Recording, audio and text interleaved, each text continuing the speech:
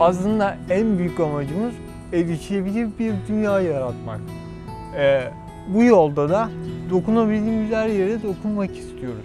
Hedeflerimiz daha büyük etki yaratabilecek, daha büyük erişilebilirlik sorununu daha da kökten çözebilecek etkiler yaratmak, çözümler bulabilmek. Seben Dayı, Selim Yarar ve Hale Yıldız. Erişilebilir Her Şey girişimi farklı engelleri olan 3 arkadaş tarafından kendi yaşadıkları sıkıntıları diğer engelli bireylerin yaşamaması için kuruldu.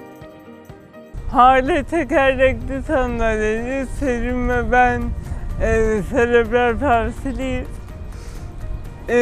Bizi yakınlaştıran şey ise kesinlikle engelli olmamız değil, tam tersi kültür sanattan hoşlanmamız. Hale bir tekerlekli sandalye kullanıcısı olarak bizimle tiyatroya, konsere ya da herhangi bir müzeyi, sergiyi gezmeye rahatlıkla gelemiyordu. Bu da bizim aslında yakın arkadaş grubumuzu da engellemeye başlayınca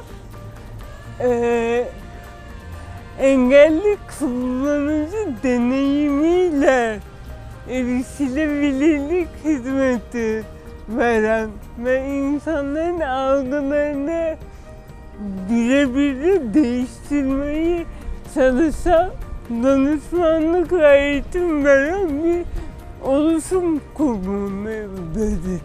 Türkiye'de resmi olmayan rakamlara göre 9 milyon üzerinde engeli olan birey yaşıyor.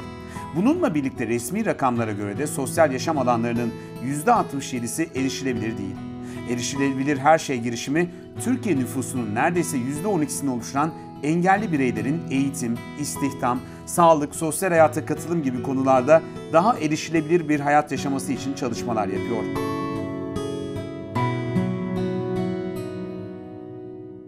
Erişilebilirliği 3'e ayırıyoruz. İletişimsel, içeriksel ve fiziksel olarak.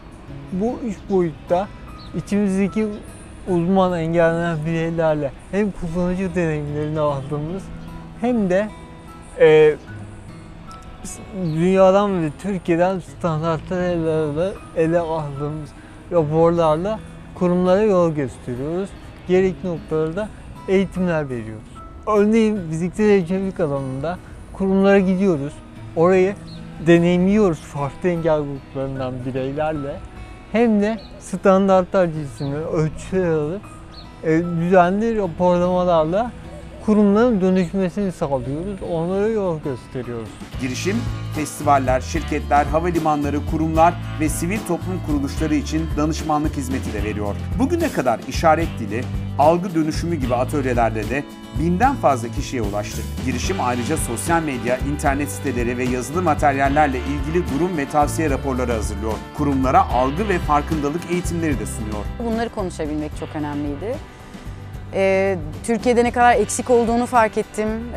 Benim ne kadar aslında bilgisiz olduğumu da fark ettim. Bu konuda çok daha çaba vermemiz gerektiğini fark ettim ve bu sadece engellilik konusunda değil, Türkiye'de tamamen kadın olmak, çocuk olmak, hayvan olmak, doğa için kesinlikle bir çaba gerekiyor ve bütün bu organizasyonların ve bütün bireylerin birleşmesi ve bir şeyleri değiştirmesi gerekiyor. Bence erişilebilir her şey Türkiye'yi çok güzel bir şekilde değiştirecek. Eğitimden sonra aynı zamanda bazı empati etkinliklerin aslında çok faydalı olmadığını fark ettim ve biraz daha bu konu üzerinde de düşünmeme sebep oldu Erişilebilir Her Şey ekibi. Erişilebilir Her Şey girişimi 3 arkadaş tarafından kendi deneyimledikleri sıkıntıları engeli olan diğer bireylerin de bu sıkıntılardan etkilenmemeleri için kuruldu. Verdikleri eğitimlerle binlerce kişinin bu konuda farkındalığının artmasını sağladılar. Yüzlerce engelli bireyin eğitim, istihdam, kültür sanata erişimi gibi konularda hayatlarını kolaylaştırdılar.